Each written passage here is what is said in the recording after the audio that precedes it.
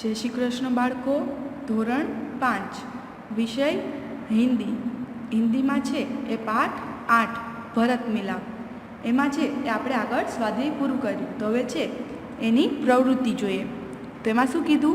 पहेलुं, कोष्टक के शब्द और उनके समानार्थी शब्द ढूंढ कर गोला कीजिए और समानार्थी शब्द की जोड़ियाँ नीचे लिखिए।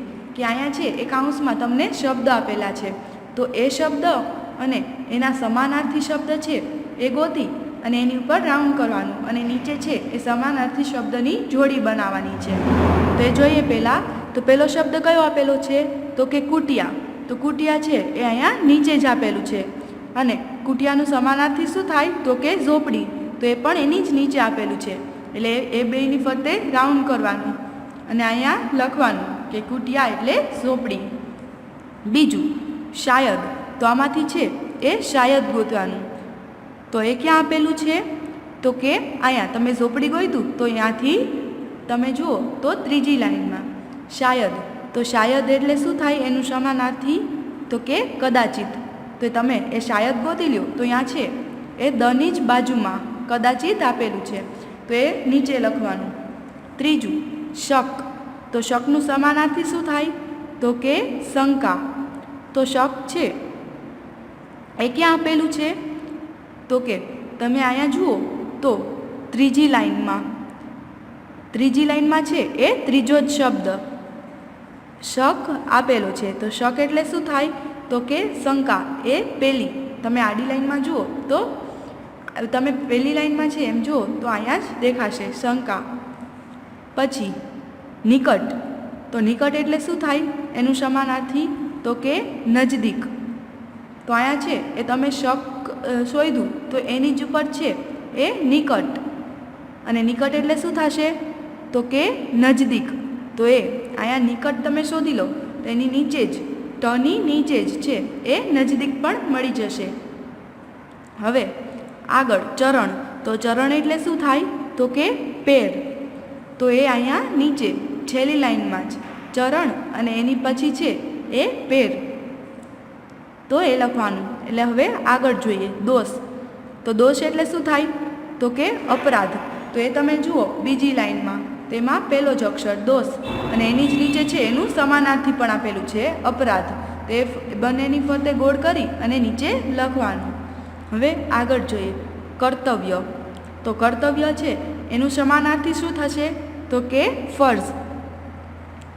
તો એ કર્તવ્ય છે એ તમને અહીંયા તમે શક શોધ્યું તો એની જ બાજુમાં અથવા તો નિકટ છે તો એમાં ક ત્યાંથી લઈ તો તમે જુઓ તો અહીંયા દેખાશે કર્તવ્ય। તો કર્તવ્ય એટલે શું થાય? તો કે ફર્જ। તે ફર્જ છે એની ઉપર જ આપેલું છે, કર્તવ્યની ઉપર। પછી આગળ આદેશ। આદેશ એટલે શું થાય? તો કે હુકમ। તો આદેશ છે એ તમે જુઓ તો દોષ તમે શોધ્યું તો એની જ બાજુમાં આદેશ આપેલું છે, તો એની ફરતે ગોળ અને હુકમ તો અહીંયા નીચે છેલ્લે આપેલું છે એટલે બંનેની ફરતે ગોળ કરી અને નીચે લખવાનું। હવે છેલ્લું એ શું છે? તો કે ખડાવ। ખડાવ એટલે શું થાય? ચપ્પલ, પણ એને હિન્દીમાં શું કહેવાય? તો કે પાદુકા।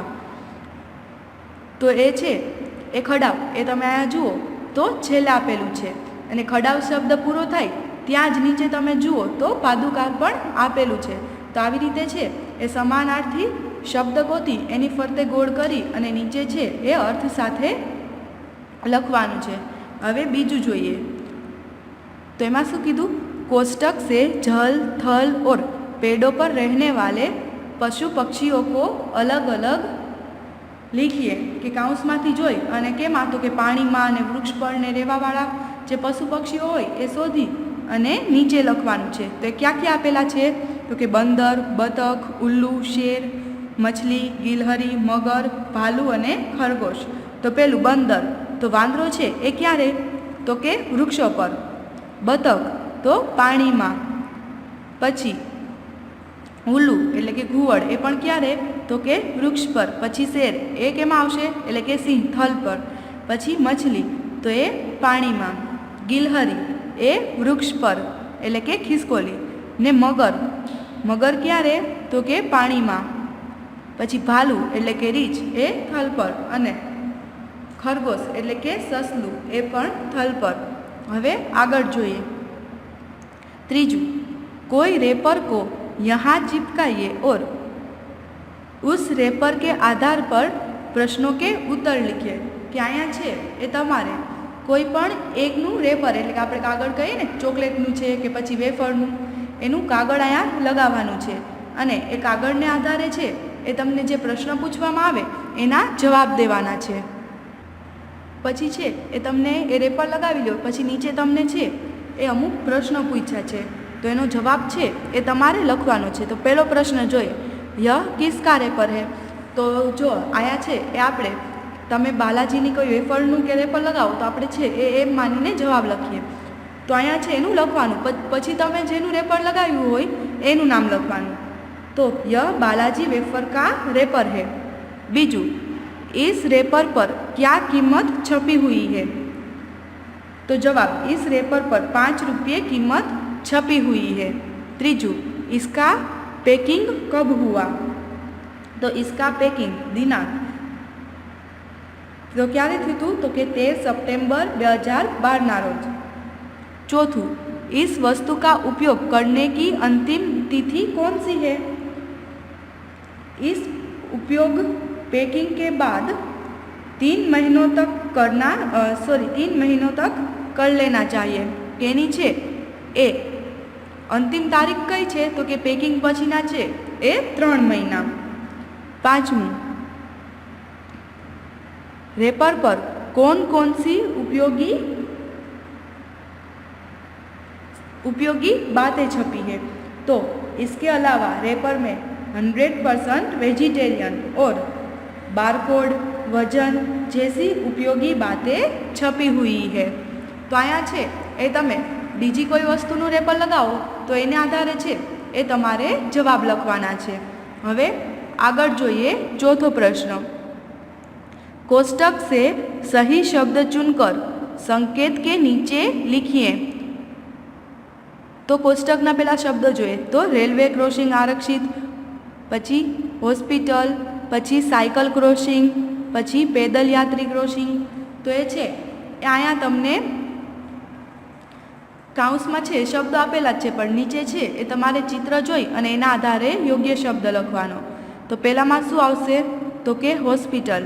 બીજું તમે અહીંયા જુઓ તો ટ્રેન જેવું તમને દેખાય છે ને, તો એ શું આવે તો કે રેલવે ક્રોસિંગ આરક્ષિત. પછી આ કેનું છે તો કે પેદલ યાત્રી ક્રોસિંગ અથવા આપણે કહીએ ઝીબ્રા ક્રોસિંગ. પછી ચોથું કેનું છે તો કે સાયકલ ક્રોસિંગ. હવે પાંચમું જોઈએ, સૂચના અનુસાર લીખીએ. તો અહીંયા છે એ તમને અમુક સૂચના દીધી તો એના આધારે છે તમારે લખવાનું છે. પહેલું શું કીધું તો કે અપના નામ લીખીએ, કે અહીંયા છે એ પહેલામાં તમારે તમારું નામ લખવાનું છે. બીજું, અપને ગાંવ યા શહેર કા નામ લીખીએ, કે અહીંયા છે એ તમે તમારું ગામનું નામ અથવા તો તમારા શહેરનું નામ લખવાનું છે. ત્રીજું, અપને દોસ્ત કે નામ લીખીએ, કે અહીંયા કેના નામ લખવાના તો કે તમારા મિત્રોના. પછી ચોથો પ્રશ્ન, किन्हीं 4 नदियों के नाम लिखिए. કે પછી નીચે એ કોઈ પણ તમારે 4 નદીઓના નામ લખવાના, જેમ કે ગંગા, યમુના, સરસ્વતી. તો તમને જે 4 નદીઓના નામ લખવા હોય એ તમે લખી શકો. પાંચમું, कहीं 3 पर्वतों के नाम लिखिए. तो गिरनार છે વગેરે એ છે એ તમારે પર્વતોના નામ લખવાના છે. તો હવે નીચે છે એ તમને સમજૂતી આપેલી છે કે આપણે છે એ જોયું ને કે વ્યક્તિ અથવા સ્થાન અથવા તો વસ્તુ, તો એ બધાને એટલે કે વ્યક્તિ, સ્થાન અથવા તો વસ્તુના નામ જે છે એ બધાના નામોને શું કહેવાય તો કે સંજ્ઞા કહેવાય. उनकी जाति का निर्देश करने वाले शब्दों को भी संज्ञा कहते हैं. કે એ છે એની જાતિનો નિર્દેશ કરાવે તો એને પણ સંજ્ઞા કહેવાય. તો અહીંયા છે એ શહેર, પછી શું નદી, પર્વત, તો એ બધી એની જાતિ કહેવાય ને, તો એને પણ સંજ્ઞા કહેવાય. અને તમે એ નદીનું નામ લખો ગંગા, યમુના, તો એને છે એને પણ સંજ્ઞા જ કહેવાય.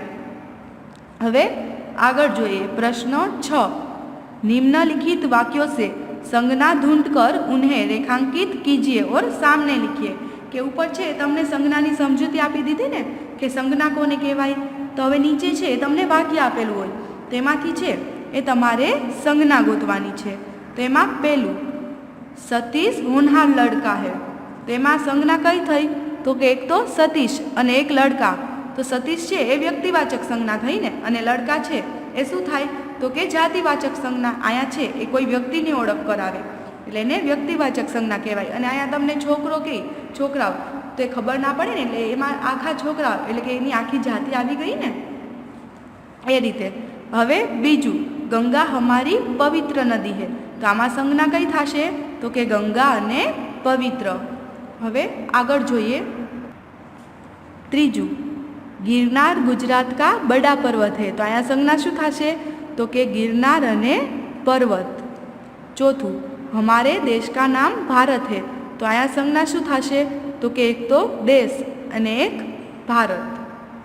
पांचमું अवेस्ता पारसीओं का धर्मग्रंथ है, तो आया संज्ञा शू थाय तो के अवेस्ता अने धर्मग्रंथ. हवे आगळ जोईए प्रश्न 7 बाल रामायण पढ़कर आपकी पसंद का एक प्रसंग यहाँ लिखिए और कक्षा में सुनाइए. तो आ छे ए तमारे जाते करवानुं छे. तो पाठ 8 छे ए अहींया पूरो थाय छे.